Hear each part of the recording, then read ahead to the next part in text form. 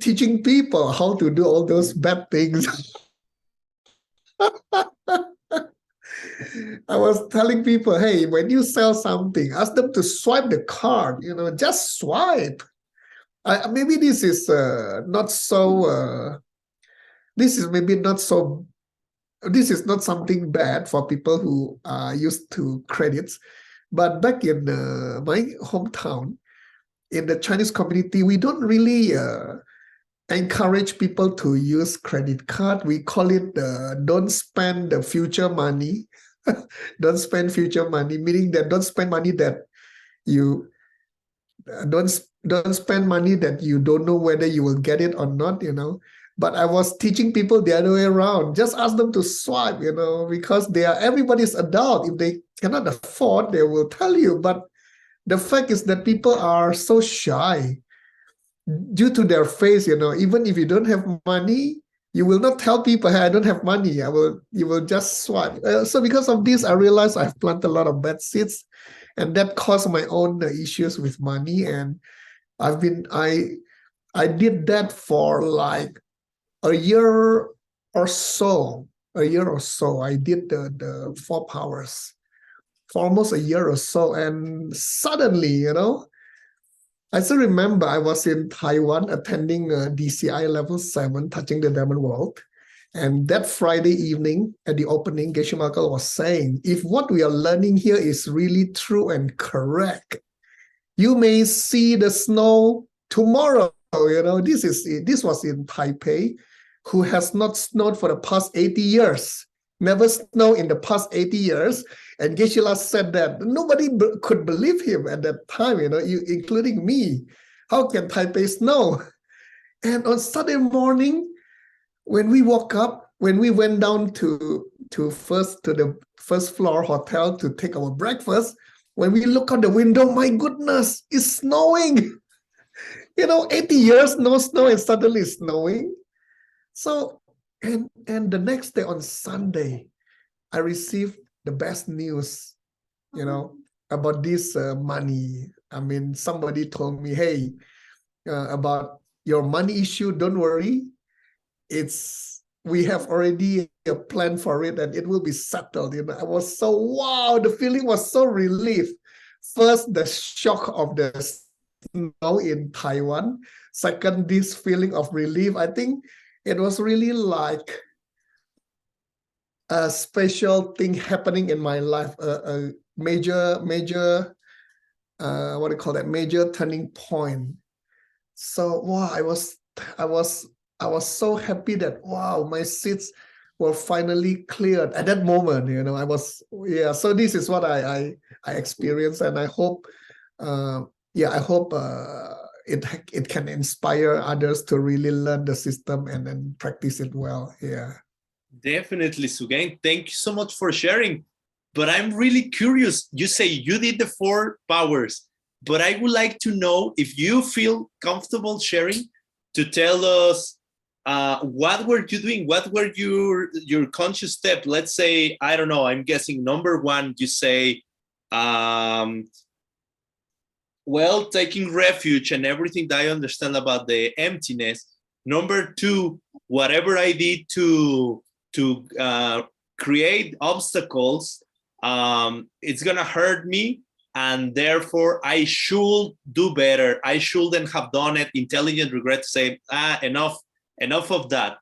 I'm very curious about what was your step 3 about the, well, you restrain, you say, I don't want to do that anymore, but what was the antidote you used, since we are talking about the antidote? So during that period, of course, first thing, I stopped all the bad practices. I stopped, so I restrain. I don't teach people the bad things anymore. And then at that moment, I was leading study groups, quite a few study groups. I love the system. I love the system. I was leading a few book clubs, basically. It's book clubs, right? Reading clubs. And, in our reading club, we have this, we call it the piggy bank. Piggy bank is like donation. So we encourage the people to donate some money every time they come. So the money is used for in our club, we use part of the money to buy some things when we celebrate. Let's say if today is Juan's birthday, we will buy birthday cake from that money and then celebrate the birthday, those kind of things. And then part of the money we send to ALL, and then part of the money we send to some other local charities. And of course, I tell people, hey, please, guys, donate your money. This is to help us learn how to plant seeds. But in my heart, you know what is in my heart? I'm the leader. You all should give the money, but not me. So, I was saying one thing and doing the other thing. So my mind was still very, very stingy, very stingy. I didn't even want to give money. I have already given my time. That is also money. I've given my time to lead the group. So, so after I realized that all these are bad practices, I changed. I forced myself. I need to give too. Not, let's say if one give $10, as a leader, I need to give $20. If Aldo is giving 50, as a leader, I need to give 60. I need to give more than others. The feeling was so difficult. I was already in bad debt. I don't have enough money. But I really tell myself, no, I need to lead by example. I need to lead by example. This is the only way as the antidote to balance, to get rid of my bad money seeds, So that is the first step I did. So I forced myself to really, really give. Secondly, after the book club, we would go for supper. It is normally at night, and then we would go for supper. We will eat something. We will drink something, And I told myself, I'm the leader, people should buy for me, pay for me. I tell you.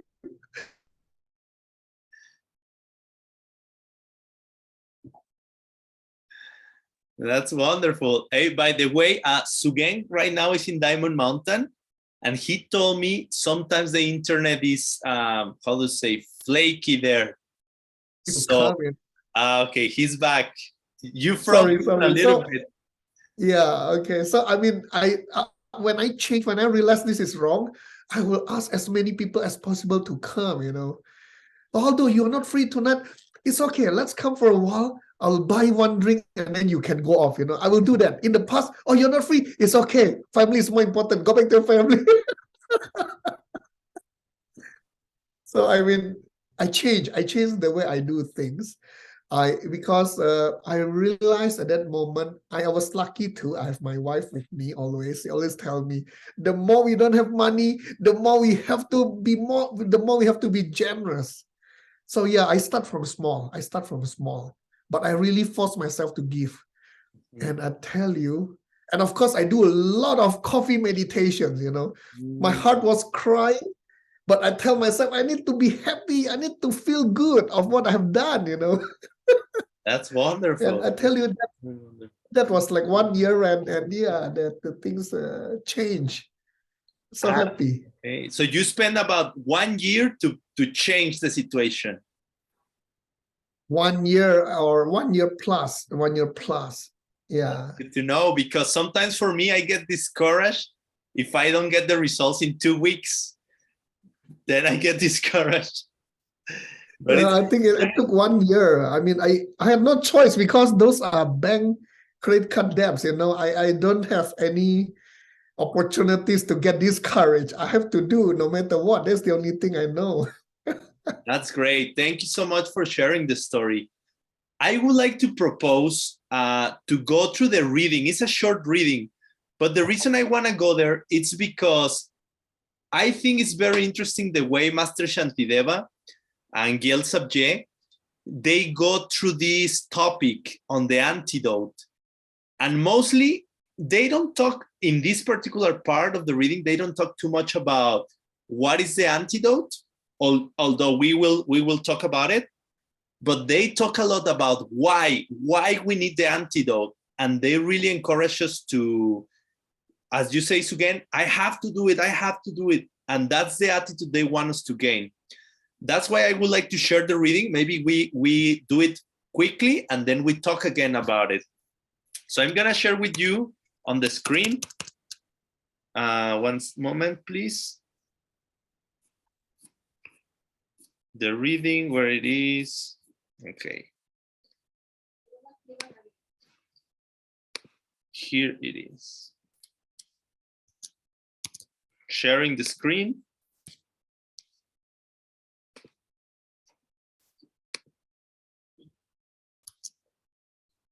Can you see?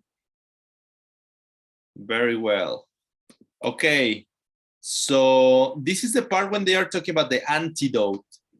If you are interested to check, we have the recordings of the other sessions when we talk about the power of taking refuge and the power of intelligent regret. They are on YouTube.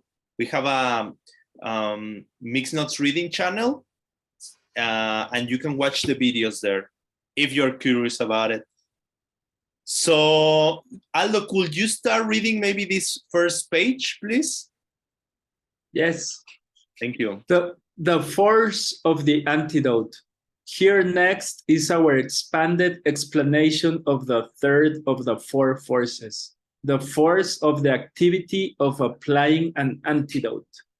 Here there are two parts. The reason why is it fitting for you to make efforts in purifying yourself of your bad deeds, and why is it fitting to do so quickly? The first of these parts has itself 2 points, using the metaphor of a patient in order to demonstrate why you must purify yourself of your bad deeds quickly, and then using the metaphor of a cliff to demonstrate why you must purify yourself.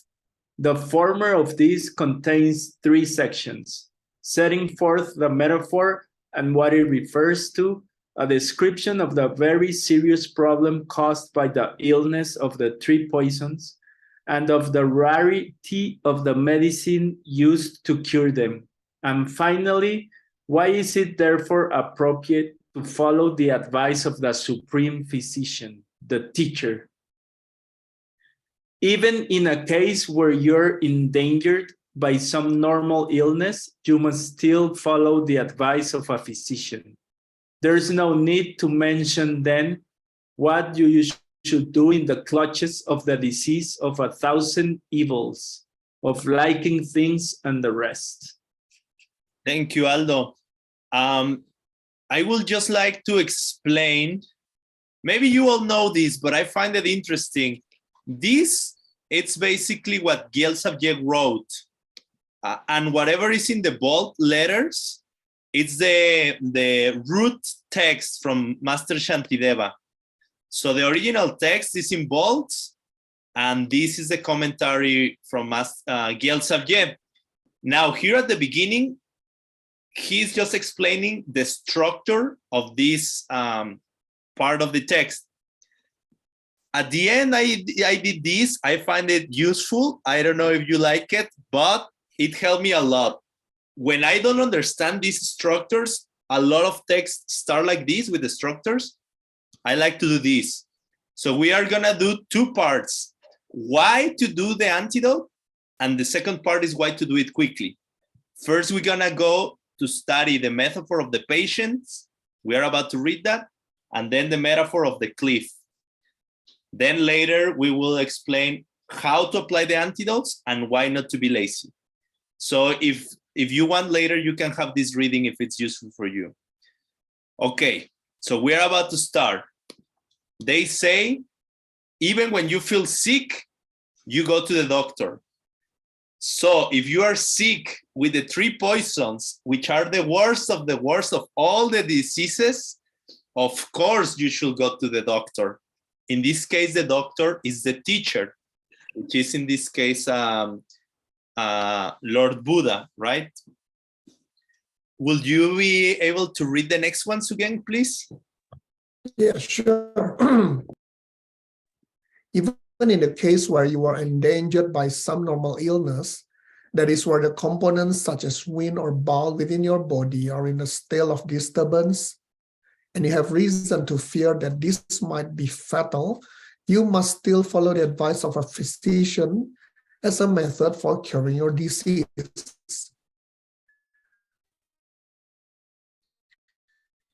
People like you and I, though, have the three poisons of liking things and the rest constantly for the time with no beginning.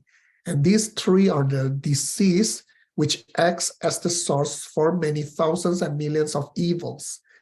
If we would like to listen to the advice of a physician in the case of the normal disease, then there is no need to mention how fitting it would be for us to follow the antidote that has been prescribed for us by the highest of all physicians, by the victorious Buddhas, as an antidote for removing our sickness. Therefore, it is fitting for us to make great efforts in applying the antidotes for negative deeds.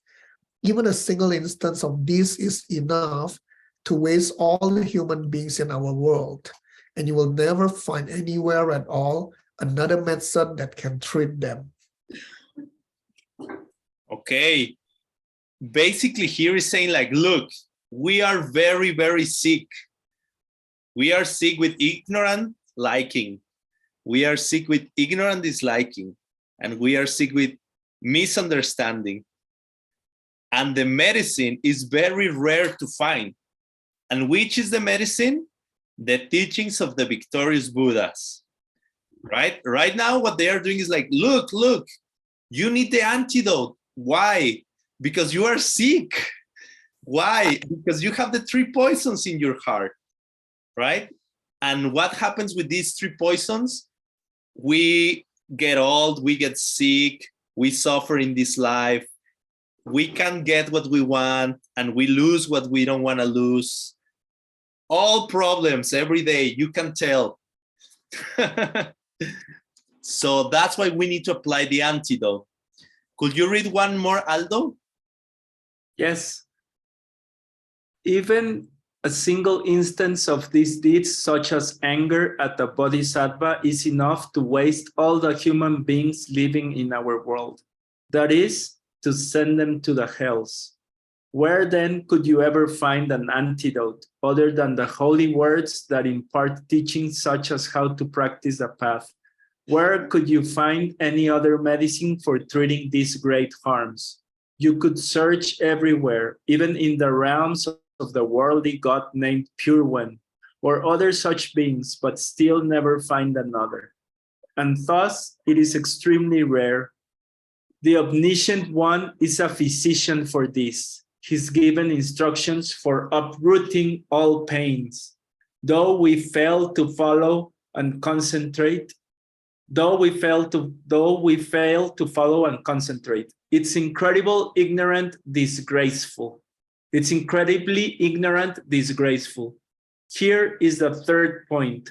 The Omniscient One is a physician for this illness. He's one who removes all of it, all the sickness of the mental afflictions, and who has spoken the instructions for uprooting all the pains of these afflictions. We though fail to follow these instructions and concentrate on the causes that keep us in the cycle of life endlessly, that throw us to the lower realms. This is, as the text says, incredibly ignorant, meaning a situation which is disgraceful. As such, you must, from the bottom of your heart, go for refuge in the teacher and practice the teachings of this teacher in the proper way. Thank you, Aldo. And I would like to ask you both, what do you think about this part in particular? It says that even that we hear and we learn the Dharma, the content, we very easily forget about practicing. And instead, we follow and concentrate on the causes of pain.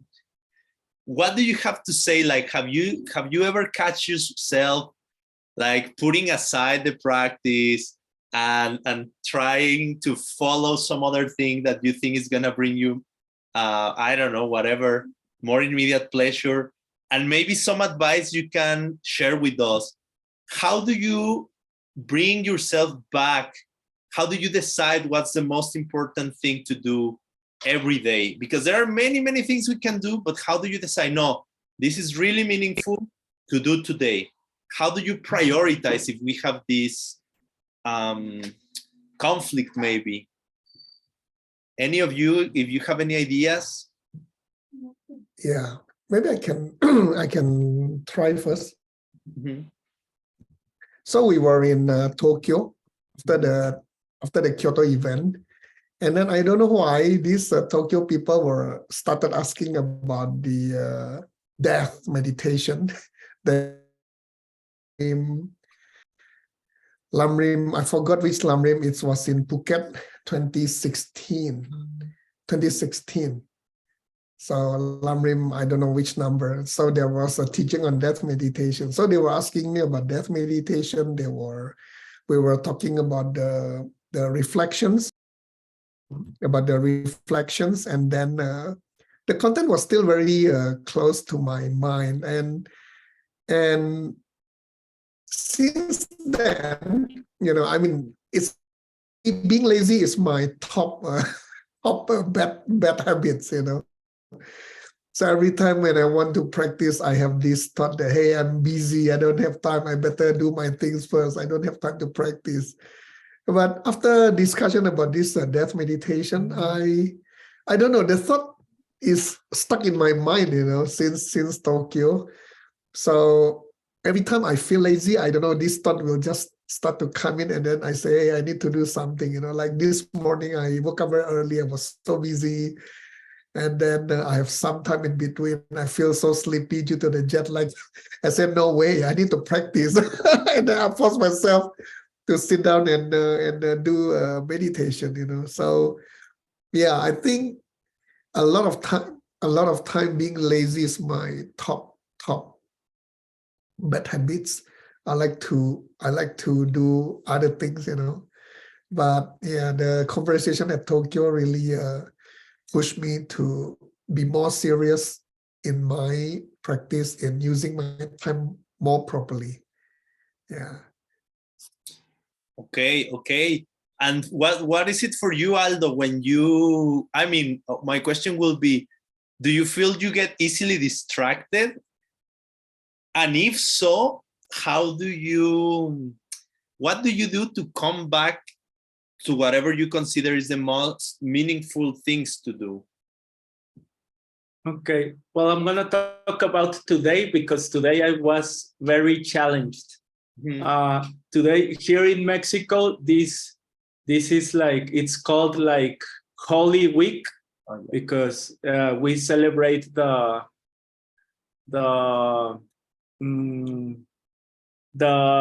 Jesus resurrection. Jesus resurrection. So it's like a special holiday, and all the country has like holidays.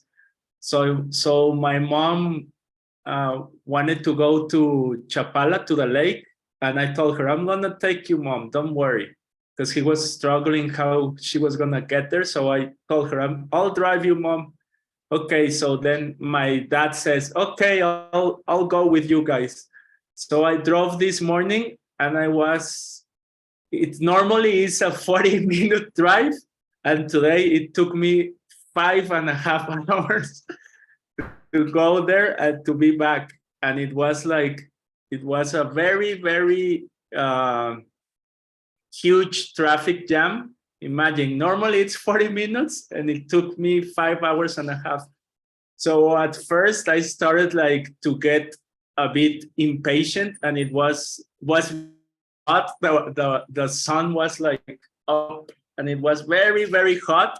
And I was there in the car, and I started to get impatient. And then, well, I've been studying for 12 years, and I've been studying the pen and, studying, but sometimes just life gets challenging, like today. And I really was challenged because, I don't know, I started to get impatient. I started to see things as coming this way, or the sun, the traffic, and then I just started to get impatient, and then I catched myself, and I was, come on, no, you're driving, you're your teachers, your mom and your dad, like be patient. And then I started to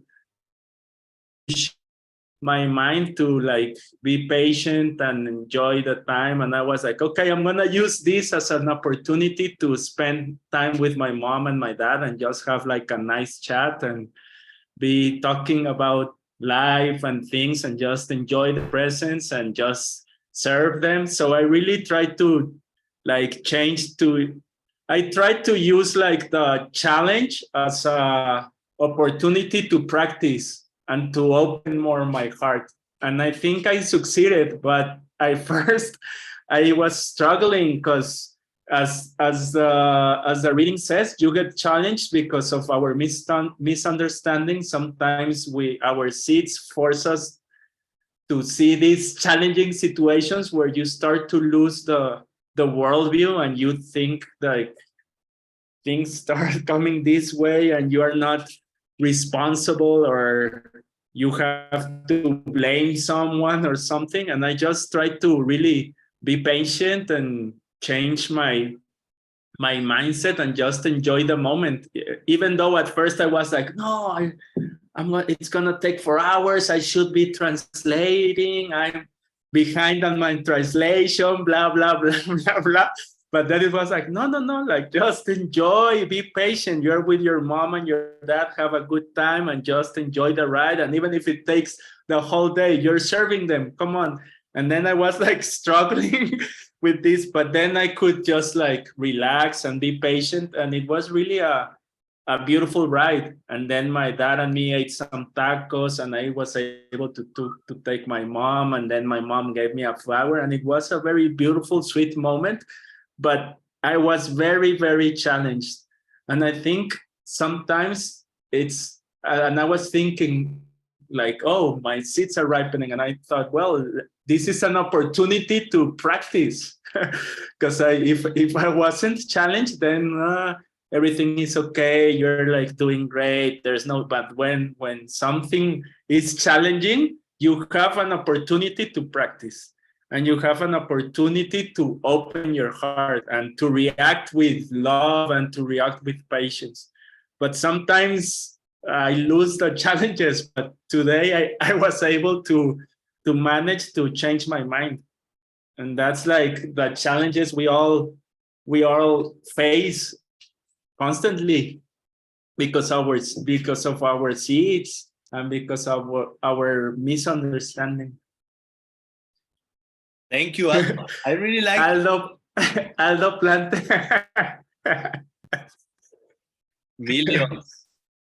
I really like something you say, this perspective of sometimes I was thinking like sometimes I get distracted and I do other things and I forget to do my practice. But what you were saying gives me this idea of what if I use whatever I was doing because I'm distracted, but if I do it with awareness, that can also become the practice.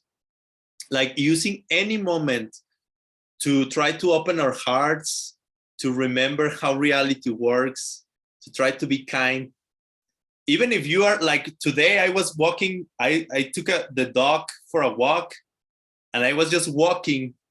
And I was not feeling very well this morning. I was feeling like upset, just with general insatisfaction of life, just general, like, and wondering like when, like when things are going to change for better, when, just daydreaming kind of thing. But then I even thought like, well, I remember the story when Geshe Michael says, when you are depressed, it's too late to change it because it's like the tree already grow and you cannot push the tree to the ground. But then I remember like, okay, maybe this morning I'm having a difficult morning. I cannot push the tree back to the ground. So I will be patient. The morning is gonna pass. I know things change. Later I'm gonna be happy, I bet, sometimes, right? Because I remember I have done good things. So one day it's gonna be good. I don't know when. So I'll just be patient. But then I say, but also while I walk, I'm doing my exercise. And exercise is very good. It's like yoga, asana. It's very good to open up our minds, our hearts. Sometimes even if you go for a walk or if you go to do exercise because you feel stressed or you feel tired or whatever, but if you do it with the motivation of, okay, because I know how it works, how the breathing, the thoughts, the emotions, everything is connected, I can be doing this exercise to open my heart or to open my mind.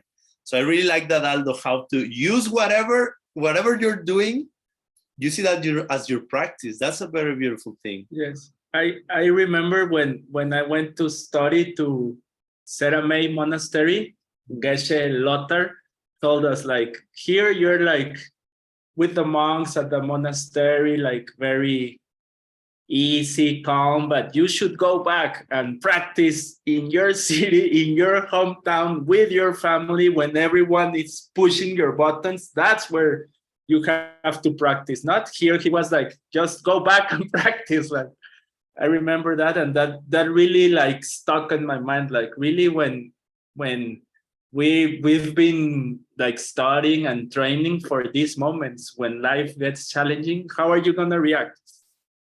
What are you gonna do? Are you gonna act with love or with impatience? How are you gonna react to challenging situations?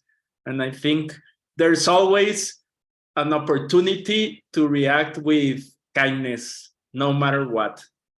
That's I awesome. think so.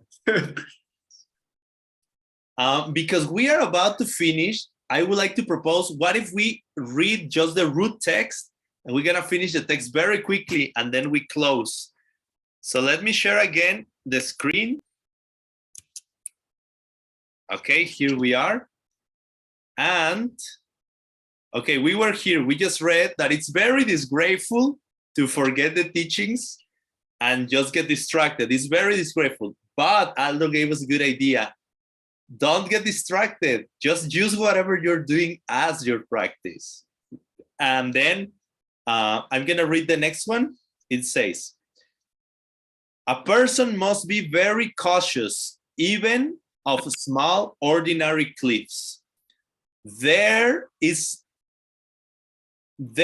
no need to say then that we must take care around those many thousands of Jojana high, and where a fall means a very long time. This is basically an analogy saying, like, you know, even in daily life, we are careful not to fall to cliffs. So don't fall to the cliff to hell by forgetting to practice, basically. Do you want to read the next ones again? Here is the explanation. If any of you wants, you can later find the full reading. I can share it, or you can also find it in the ACI course 10. But because the time is short, we are reading just the root text. Can you read this one, Sugen, please? Yeah, sure. It is not right to relax and think, I will never die right now, today. For without a doubt, the time will come when you have disappeared. Mm-hmm. So this is basically just saying that we cannot assume that yes, maybe we will not die today, but definitely one day we will die. We just don't know when. Mm-hmm. Yeah, and that's a good reason why to use the antidotes as soon as possible, like, because you don't want to die. Actually, this comes in a previous reading. You don't want to die with a debt of bad seeds. You want to burn them all before you die. Or better, you don't want to die. So hopefully we don't die. They say if you practice well, you don't die. That's what we are trying to do here. And can you read this one, Aldo? Yes. This one. Who was it that granted you the power not to fear? How could you ever gain any certain freedom that you would, beyond doubt, not disappear? Why is it you sit there relaxed? Yes, and this is I find it kind of funny because, well, I guess we do have time. Let me read the commentary Gyelsab Je gives here. Is that the last part of the reading? It says, here's the second point. You might then say, even if it's true that we are gonna die, it's no use to be afraid of it. there is no point to be frightened.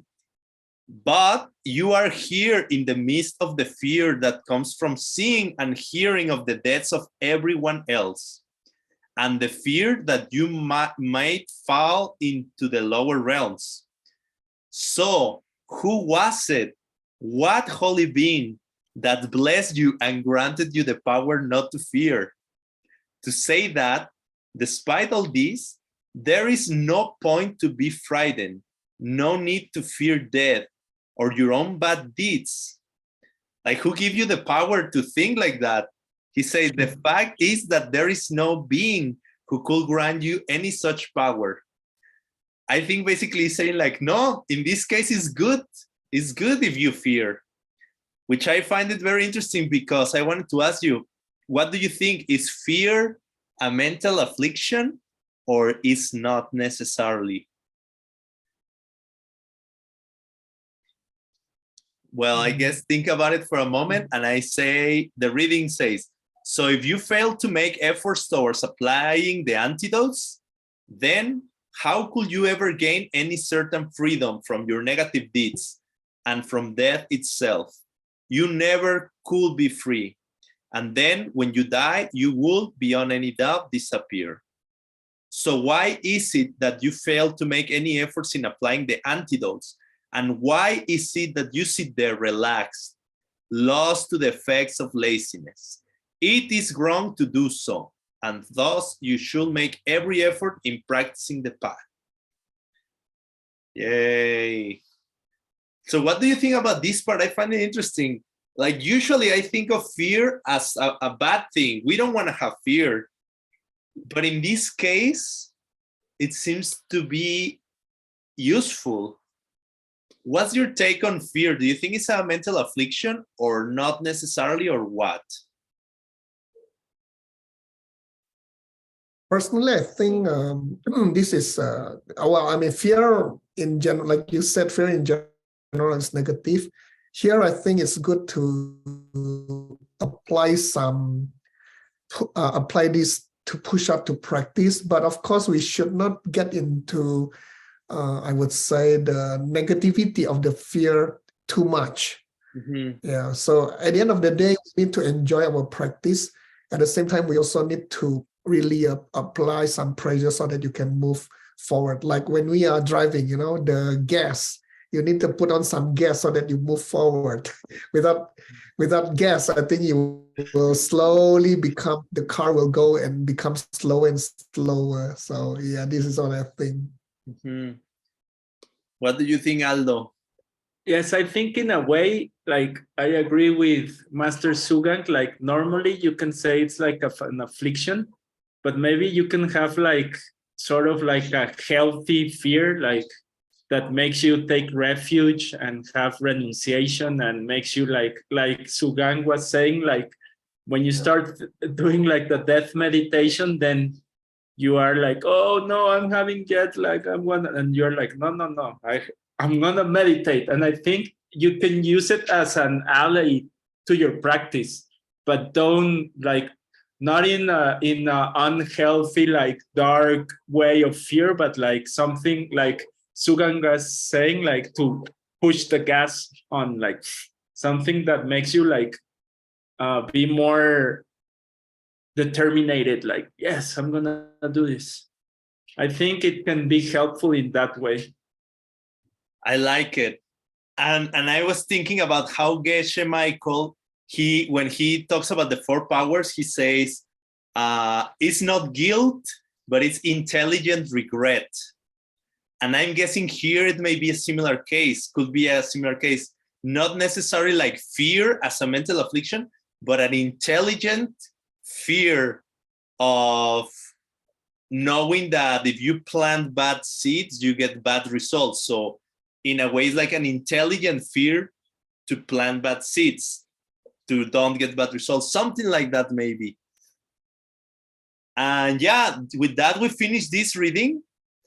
And here there are some notes. This is the structure of the reading and some notes of all the metaphors, glyphs.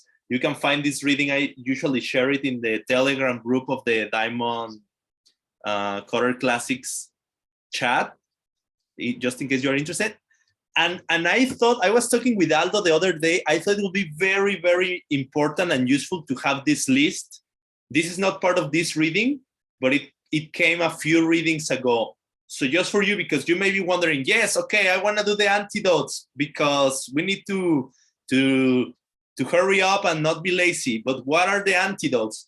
These are just a list of 6 traditional antidotes that you can use, are very encouraged by Master Shantideva. So I thought, let's finish with this because they are very practical tools.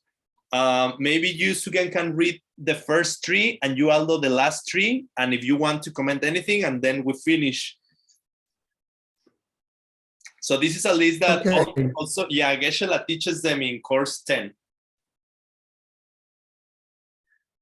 All right, a list of 6 traditional antidotes recommended as purification power number 3. Study emptiness scriptures, meditating on emptiness, which is most powerful, mantras, and for them to work, they have to have been spoken by holy being, and the person reciting them has to be living a moral life. So I would say here, study emptiness scripture. One way to do it is to come to the Mixed Nuts translation session. Yeah, and the last 3 are making painting, statues, altars, representations of holy beings, making offerings, and reciting names of holy beings. And I think, yeah, meditating on emptiness is definitely the most powerful, because I think because of our not total understanding of emptiness is that we plant bad seeds. Because if we really understand emptiness and we were master of emptiness, we will never plant a bad seed. So I think that is the most powerful, because it's like healing the boss of the gang member. If you really understand emptiness, because not understanding emptiness leads to all the bad thoughts and bad deeds. So I think it's very, very powerful and important to remember about the pen. Awesome. Thank you so much. Thank you so much. We run out of time, but it was a great pleasure. Thank you, Sugen. I know you're very busy, and Aldo as well. Every year you are more busy. I guess that's a good sign. But thank you so much for coming and supporting this project. I'm going to share here in the chat the website. There you can find information for the actual program, the translation program. And also, if you want to make any donation to support this whole project of translating this ancient wisdom, there you can do it. And we will be very, very grateful. We are already, but we will be more grateful. So thank you so much. And we'll see soon. Now, let me tell you, we are uploading these recordings to YouTube. You can watch them later. We also have a Spotify channel. If you just want to listen to the audio, maybe when you're driving or something, you can do it. And also, this time we are doing only 2 sessions every month. We were doing it every week, but now only 2 times a month. So just letting you know, and thank you so much. Thank you very much, Sugen. Good luck in the Lamb Rim. If you haven't registered for the Lamb Rim, I really recommend it. You can do it in Asian Classics. Where is the, I'll paste the website there. Asian Classics Institute. Yeah. There you can register for the Lamb Rim. It's gonna be amazing. Thank you. Thank you, Juan. Thank you, Master Sugang. It's always a delight to chat with you. Thank you, everyone, and enjoy the Lamb Rim event, Master Sugang. Beginning tomorrow. It's amazing. You're in Diamond Mountain. Yes. Say hi to Geshe-la for us. Thank you. Muchas gracias. Sí. Okay. Have a good night. Thank you, translators. Thank you, recording people. Thank you, translators, and all the tech people. Thank you. We'll see sometime soon. Thank you. Bye. Thank you. Bye-bye. Bye-bye.